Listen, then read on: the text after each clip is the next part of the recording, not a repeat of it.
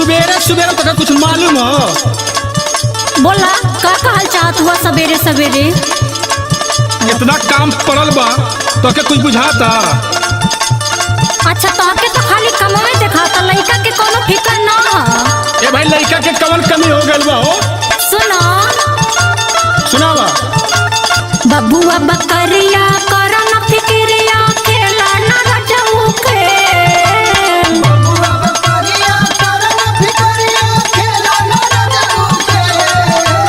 बबुआ बकरिया करो न फिक्रिया, खेला न रजऊ खेल। बबुआ बकरिया करो न फिक्रिया, खेला न रजऊ खेल। हे सैया हे सैया हे सैया मेडिकल से लिया दा हो बेबी जान संतेल। सैया मेडिकल से लिया दा हो बेबी जान संतेल।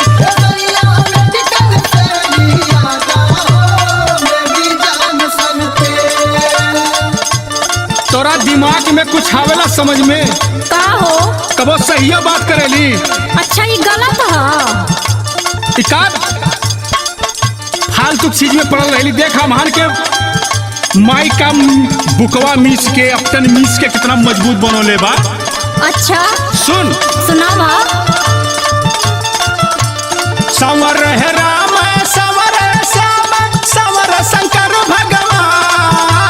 संवर है राम संवर है श्याम संवर शंकर भगवान। संवर है राम संवर है श्याम संवर शंकर भगवान। हे धनिया हे धनिया हे धनिया ये पटल लेके माला हो होई बेबी बलवान। ये धनिया ये पटल लेके माला होई बेबी बलवान। ये धनिया ये पटल लेके माला होई बेबी बलवान।